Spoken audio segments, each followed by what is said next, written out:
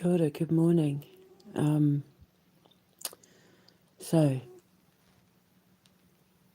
I know I haven't been posting, but I've been dealing with something on the side. So I've been still writing a little bit more for the Amber Rose, and I was talking to my friend, and I was telling him about how there was a scene that I had written in for Becoming Spellbound that I think would be better for the Amber Rose. And it's so cool. And I ended up adding to what was in the Becoming Spellbound, and it made more sense to put it in the Amber Rose. But when I wrote it for Becoming Spellbound as a put a pin in it idea storyline, I hadn't even come close to writing Amber Rose. I don't even think Amber had died yet. So So I'm taking the bit that I'd written for Becoming Spellbound to put into the Amber Rose. I'm not going to go into it. It's just between me and my pal. But it's kind of like, now that I've spent the last couple of weeks working on that, and I'm sort of starting to look at the storyline for the Flung Shoe Master,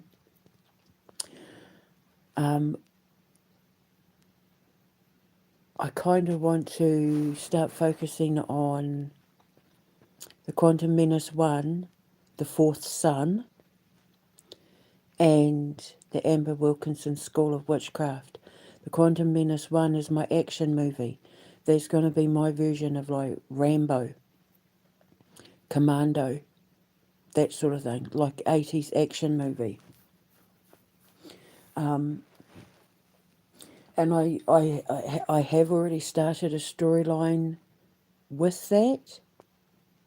And you actually meet the main character for my supernatural thriller Unorthodox in the Quantum Menace 1. So I kind of want to work on that storyline, but this little live is about the Amber Wilkinson School of Witchcraft. Now, my baby girl loved all things Harry Potter. She loved all things magic and witchcraft, and for her 21st birthday, her birthday cake was even the Necronomicon. So, she's always embraced that side of our family, but my haunted house, when I buy my foundation, when I build my foundation, I need to build a haunted house. I want it to kind of look like the Munsters house, as I've told you before. But when it's not being used for Halloween, I'm going to have a museum, like an occult museum. And throughout my travels, when I travel the world and when I'm doing my shows and all that, and I'm going to encourage people to send in their cursed objects and all of that, I want to put them in my museum in the Amber Wilkinson School of Witchcraft. And when it's not being used for the haunted house for Halloween every year, I want to turn it into a school for people who want to learn how to master the occult, and do tarot readings and learn palm readings and tea leaf readings and coffee cup readings, and how to use their pendulums, and how to do paranormal investigations properly and that sort of thing, right? So it's been a few months since I've been talking about my Amber Wilkinson School of Witchcraft. I'm going to need some, I mean, builders, yeah, I'm going to need builders, obviously, but there's not too many houses in Europe that are going to look like the house that I want for the haunted house. If you think of what the Munster house looks like, not too many of those houses exist in Europe. But I want everything to be made from recycled materials, so I'm going to need a very creative architect and a lot of recycled building materials, but it can be done. But the Amber Wilkinson School of Witchcraft is going to be a musical because, of course, having to do something of every genre, I need to do a Broadway musical, like our version of Hair, or Phantom of the Opera, or Cats. So, so I've spent a few months trying to think of a storyline, and there's this Tim Curry. Tim Curry's one of my favourite people in the whole world. I don't think there's a single person that would disagree with me. Tim Curry is an incredibly gifted, talented man, and I just adore him. I grew up with him as Frankenfurter and that, but I think he's even the original Pennywise. But there's this Halloween movie called The Worst Witch, and I'm thinking, see, when I was writing The Dragon Princess, which is now The Rise of the Dragon Queen or Rise of the Dragon Queen, there's this scene that I had written in where Anahita's learning to put magic into her baking because it's playing on the whole, my supernatural foods range.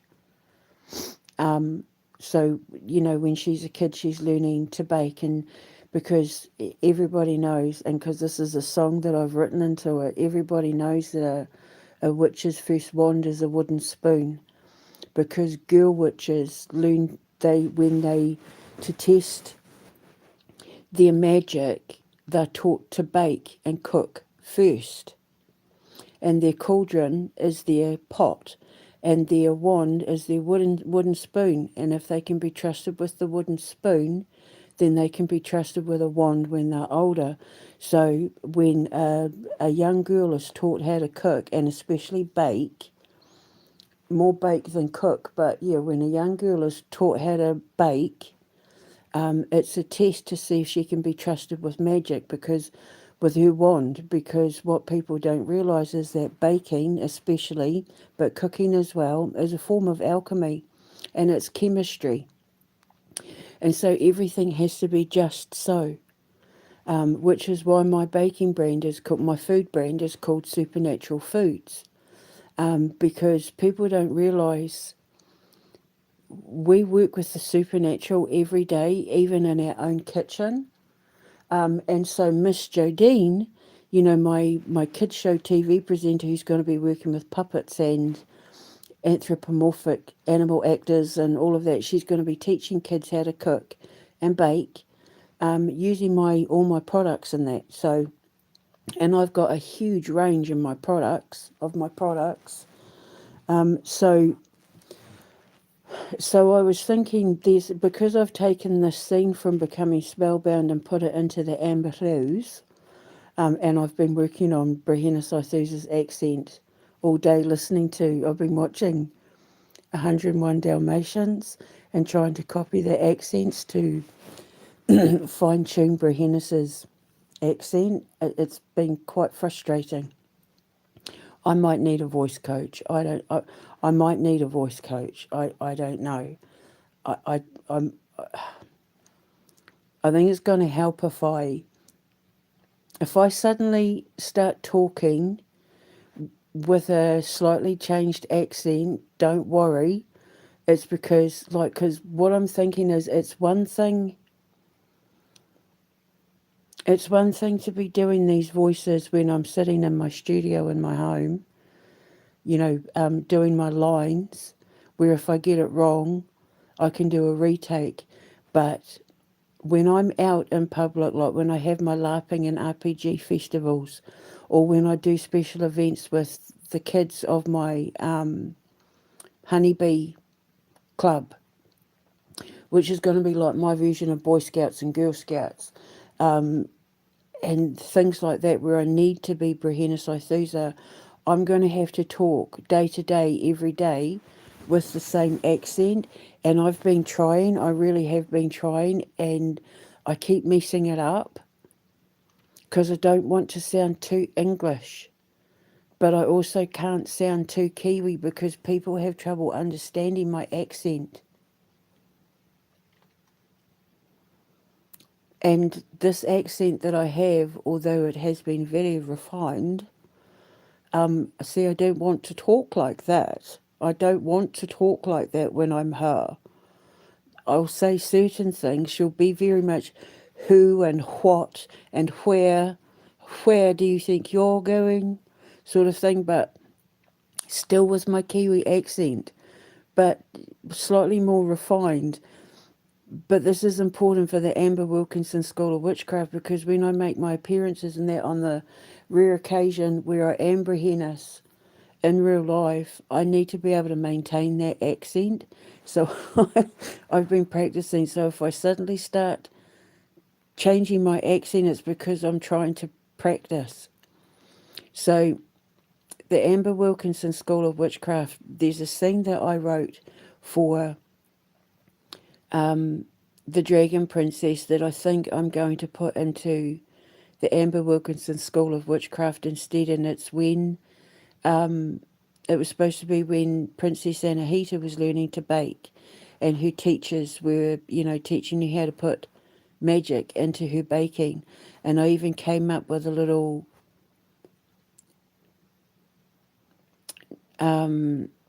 like a little thing that she's taught to say when she's mixing love into her bowl, that Miss Jodine is going to say every time she cooks and bakes. Every time she gets her wooden spoon out, she's going to say this thing, and the kids will learn it as well.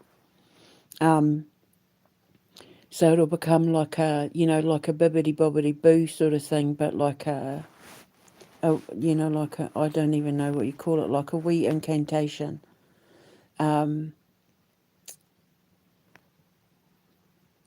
That I'm thinking I want to put into the Amber Wilkinson School of Witchcraft.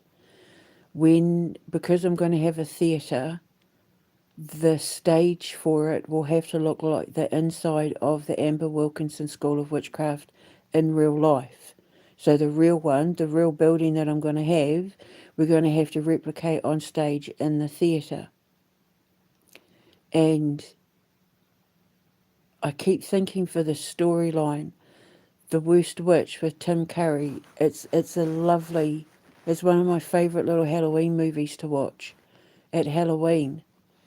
But there's this scene that I wrote into The Dragon Princess where she makes a mistake and throws the baking out the window, and it turns I'm not going to go into it, but just because people keep stealing my ideas, but she throws some batter out of the window to hide the fact she's made a mistake. If you know what The Worst Witch is, the movie, so she doesn't get into trouble. She throws the batter out the window and it causes carnage. That's what I've written into The Dragon Princess. So I'm thinking, but then I turn The Dragon Princess into The Rise of the Dragon Queen. I basically turned The Dragon Princess and The Legend of Brehena into one story, which is The Rise of the Dragon Queen, or Rise of the Dragon Queen. I know it sounds confusing, but it makes sense to me. I'm just consolidating different storylines that I had started in the past to fine-tune everything. So the Amber Wilkinson School of Witchcraft is going to be a real school. We're going to have our graveyard there, our cemetery there for our veterans to be buried from the George Callaghan Trust. And it's going to be in the underworld side of the foundation, because the foundation is going to be divided into parts based on the stages of ascension. And it's going to be a haunted house at Halloween. It's going to have my museum with like haunted objects and stuff, but it's also going to be a real school, and I will be coming down as Brahena Saithusa because that is my high priestess name. It's the name I was given. And I will teach certain classes. I have been looking for teachers to come and invite to teach their skills and that on YouTube. I've spent well over a decade looking and studying and researching. And yeah, so I will come down and I will teach certain things and test them all and all of that. But I need to turn that into a Broadway musical. And I had put it off because I'm thinking, I don't know how to write a bloody musical. But then I didn't know how to write a bloody symphony, and here I am writing symphonies and composing symphonies and all that. So it's like, okay, well, now that that's out the way, let's work on the Broadway musical. So it's going to be a school about Witch Wilkinson. I don't know names and, but just for now, let's put a pin in it, calling you Witch Wilkinson. So it'll be about Witch Wilkinson opens the school. She opens her home up to the school to teach the children how to become witches. Kind of like Harry Potter, they'll, like invitations will turn up where they have to come and try out, and the kids that succeed, they'll get given placements where they'll stay at the school, and she will teach them how to become, it's like roll call. It's kind of like how back in the day you used to get letters to say that you need to sign up for the army, or that you've been recruited, or it's kind of like that, sort of like with Harry Potter, sort of. But it's like your bloodline has been identified as a 12th generation, yada yada blah, because you're not, in the occult world, you're not technically considered a witch. You can't call yourself a witch, which means of intelligence, unless you can trace your alchemy back to 12 generations.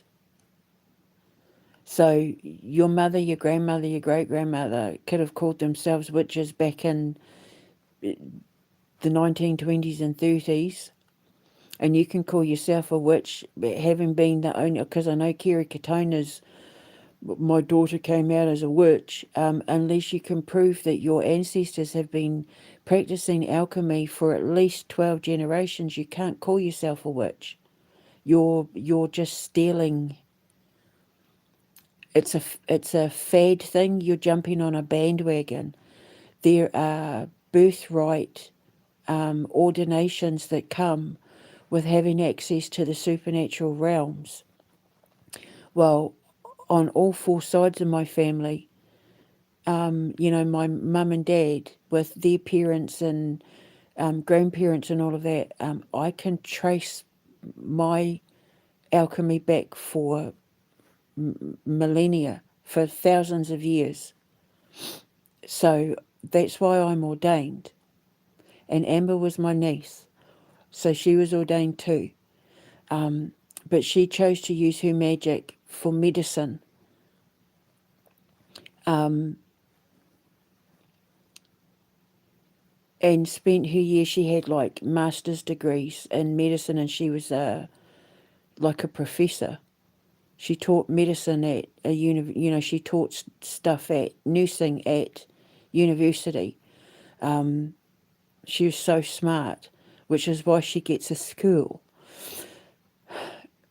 So the house in real life is going to have to be turned into a theatre, and yeah, so the kids are going to get like you're technically not allowed to teach. You're not allowed to bring children into this stuff until you're about 16. Like in my family, you're not allowed access to pretty much most everything until you turn 16. There was a lot of stuff that I wasn't taught until I turned 16. So I was thinking, but there were a lot of things that I was allowed to watch and witness and master in that before the age of 16, like palm reading and tea leaves and all of that. Um, but this is a Broadway musical.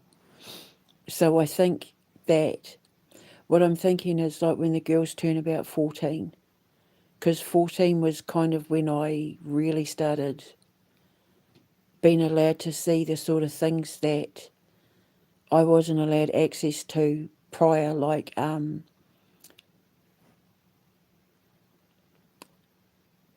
uh, like my sister, watching my sister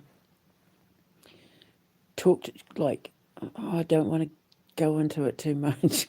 Talk to the ancestors. I don't want, and like having to deal with poltergeist activity, like how to deal with poltergeist activity, possessions, that sort of thing. I was around about 14 when my sisters opened that world to me. But it wasn't until I was 16 when I was given the keys, so to speak. Like, because that's when I got my cards and all of that, you see. So everything changes for us in my family once you turn 16 when it comes to access to the occult. So I'll either make the kids about 16, but I'm thinking 14, 15, 16 ish, right? Um, so they'll get letters, they'll get notification that their ancestors, the council of their elders have decided that it's time for them, that they've done enough and this, that and the other and blah, blah, blah, blah, blah, right? And then, yeah, they get invited to the school. But, because these kids had no idea that they were, or even if they do have an idea, that they're from a generational bloodline of alchemists, like elemental alchemists, because technically, the even though witch is an old English word for of intelligence or wisdom, they're more elemental alchemists or elemental chemists. So, because of what we work with, it's the church that made the word witch a dirty thing. But prior to that, we were powerful chemists and apothecaries and pharmacists and herbalists and healers and all of that. And for my side of the family, it comes from my Irish side, specifically my Irish side, my Scottish side as well, but predominantly my Irish side. But I'm also French and German as well, and the French and German, my French and German ancestors also did that sort of thing too. It was the Germans that invented tarot cards. So my ability to do this stuff goes back a long way. So I know what I'm doing. And so in real life, yeah, I'm going to have a school, but I'm turning it into a musical. In real life, my students are more than likely not going to be children. They're going to be adults. But if any of the kids at my school or the surrounding area want to come to classes and that, I'm not gonna stop them, because then I can teach them how, about the dangers of seances and Ouija boards and that sort of thing, which all kids do when they're curious teenagers. It's a rite of passage. You're supposed to let your kids dabble in the unknown and have a curiosity with death. You're supposed to, but you're also supposed to guide and teach them the right way so they don't mess with it where it backfires. So this is where I will come in. Brehena Thusa will come down and teach the important things. And I'll leave the teachers to do the rest. So the Amber Wilkinson School of Witchcraft is going to have an interior on stage that's going to look like the real school. Everyone will know the real school from our Halloween festivals, from any movies that we make where we feature the haunted house and all of that. And of course, the theatre production. So it's going to be a musical where the kids come and she teaches them to learn their special skills and stuff goes wrong, but it's going to be a musical. So I'm going to have set designers and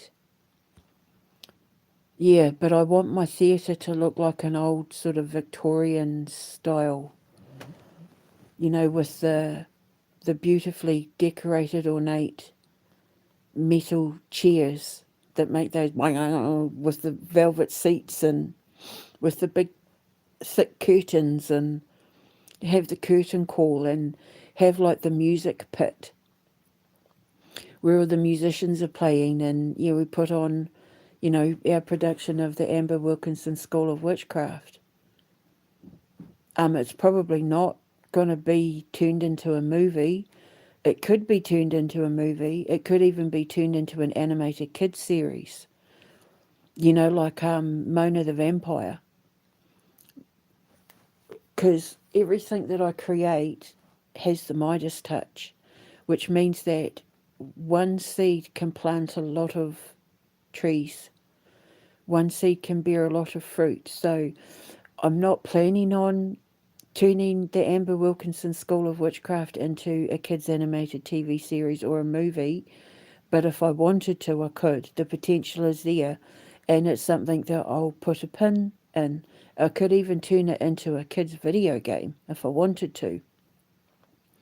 But I mean, Miss Wilkinson, Witch Wilkinson, she could make appearances in Miss Jodine and Friends. She could, you know what I mean? Like I could have her featured in books and all sorts of things. So it's just part of my honeycomb system. So yeah, the Amber Wilkinson School of Witchcraft, that's what I'm going to be working on next, and Flung Shoe Master, plumping up the stories. But I know that it's going to be for kids, and there'll be all sorts of things going wrong. But I have to see. There's this character in Miss Jodine and Friends, Granny Swindle, who's always trying to steal Miss Jodine's cookbook. So, I mean, I'm going to have some sort of nemesis in the musical, but yeah. So let's plant that seed and see where it goes. But for any kids that want to do theatre, it can even be featured in Dork the Musical, our version of the High School Musical, which will be a movie. The Amber Wilkinson School of Witchcraft theatre production. It could be something that the kids in Dork the Musical try out for the Amber Wilkinson theatre production. So yeah, there's so much I can do with it. I'm immortalising my baby girl in every way possible. So I need to come up with something she'll be proud of, because we grew up with musicals, and if I'm gonna do something right that she's going to insist that I do right, it's going to be this, because it's involving two things that she loved more than anything: musicals, singing and dancing musicals, and alchemy. So I don't want to get yelled at, because she would yell at me. Trust me, she would yell at me. She's an Aries, she would yell at me. So that's the storyline for now. That's what I've got. The kids will receive letters to say, your ancestors have chosen you. Come to the school, be at the school on this date at this time. Blah, blah, blah, blah, blah. The parents will send them off. And then, they'll be told why and who and what and where. And Miss Wilkinson or Witch Wilkinson will be like the matron of the school. And, she'll have her teachers and everything that are all very highly trained. And for the important stuff, Brehena Sythusa will come down. The only thing that bothers me is that, does that mean that I have to be in the musical? because I won't let anyone else be Brehena Saithusa. See, oh my God, I keep writing myself into things. I don't want to be on stage. I don't want to.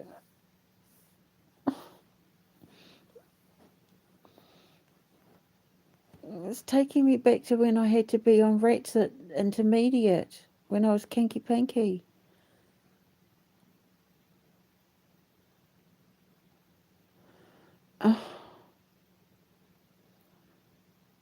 Oh my God. What do I walk myself into? Because I always said that Brehena Saithusa, no one can do it but me, but then if I write her into the musical, then, I mean, I don't, then I'd have to be in theatre, and I don't want to.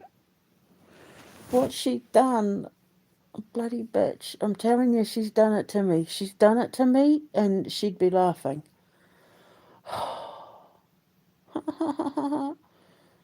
And I keep hearing you, do it 'cause you love me, auntie. Oh, what have I done? I thought I was being so clever, I'm a smartass, and I just walked myself into having to have a role in musical theatre. Really? Really, Debbie Lee? Really?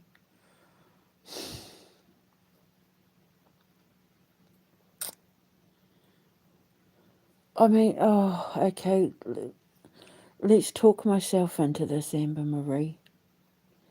It is only going to be, like, it's only going to run for a short time.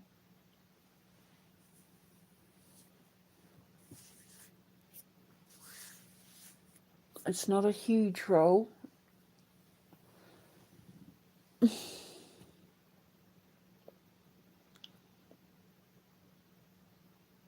have to fly in.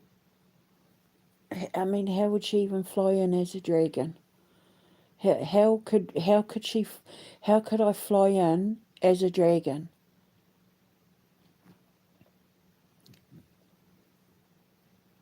How do you even do that on a small stage in a theatre in a school?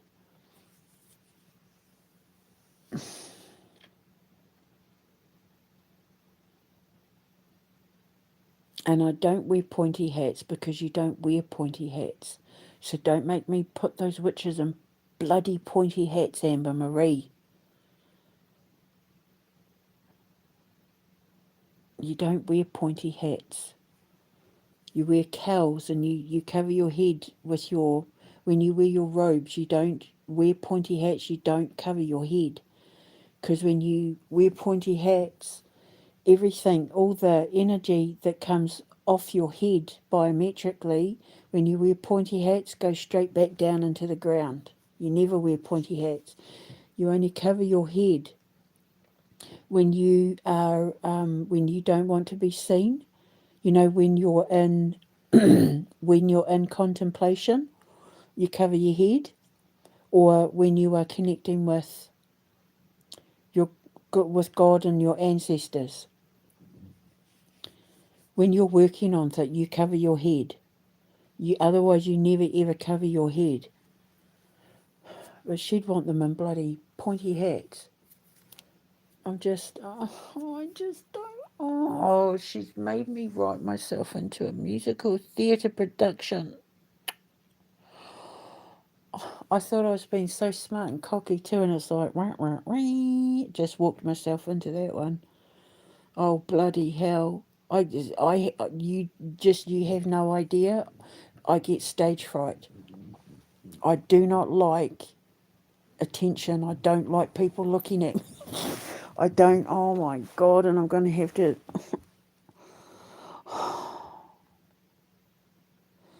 The things I do for that girl, this is so her. She was always the one that talked me into everything I didn't want to do, but that I ended up doing for her. Oh, my nieces and nephews just had me wrapped round their little fingers, and she was the persuasive one. She was bossy, but she was also logical and reasonable. She always made sense. Oh, God. Well, I've just walked into that one. So not only... Oh, God. I'm going to give myself the smallest role possible then. So anyway, yeah, so then, again, my musicians are going to be very busy. And I want families to come. I want people to come and bring their kids to watch it. And we can, in the summertime, we can even do, like with my amphitheatre, we can do outside theatre productions and, you know, open the field up to the families. And see, because in New Zealand I grew up with like carols in the park on TV. So I'm big into you know, outdoor concerts and that, because in New Zealand that's what I grew up with. So yeah, so next I'm working on the Flung Shoe Master storyline, which I kind of already have a little bit of that growing. But yeah, the Amber Wilkinson School of Witchcraft. And I know that she'd let me get away with a lot with the Disney Princess Amber Rose, you know, our version of the Disney Princess movie. But if there's one thing I'm going to create for her that she is not going to let me mess up on, it's this. It's her two loves. Musicals,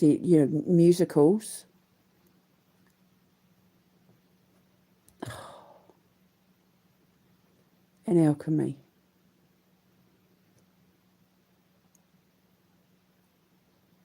Oh, so anyway, yeah. So that's what I'm working on next. But if I suddenly start changing accents, because I'm watching 101 Dalmatians and I'm going to watch Mary Poppins next. Excuse me. It's because I'm trying to perfect her accent. Because if kids spot me when I'm out in public and they know it's me, I've got to do like this whole secret code thing with them. They can't expose that I'm Brehena Sithusa. But if they know it's me, I have to put on the accent. And I'm finding it really hard. So I have to practice. So yeah, so if I suddenly start changing my accent or practicing, embarrassingly, yeah, you'll know why. This is so important to me. I'm doing everything I don't want to do. But I'm doing it for the kids and I'm doing it for my baby girl. So she'll be laughing. She'll be thinking this is hilarious. You did it, she'll say, not me. I didn't ask you to do it. But if you're going to do it, Auntie, do it for me. Oh, anyway. So I'm going to go now and contemplate my orb. They'll be given crystal balls and yeah, like, I mean, I can have so much fun with this musical. But I'm also going to have to sit with my musicians and my composer and write my musical. And I have to do the same with Dork the musical. So,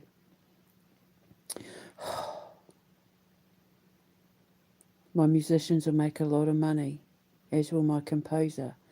But I think I have that person in my life. I'm not sure. I think I do. I'm not sure how on board they are, but they are there in the background, waiting off stage, so to speak. Anyway, I'm going to go. I shall speak to you later. Ka kite anō. Mwah.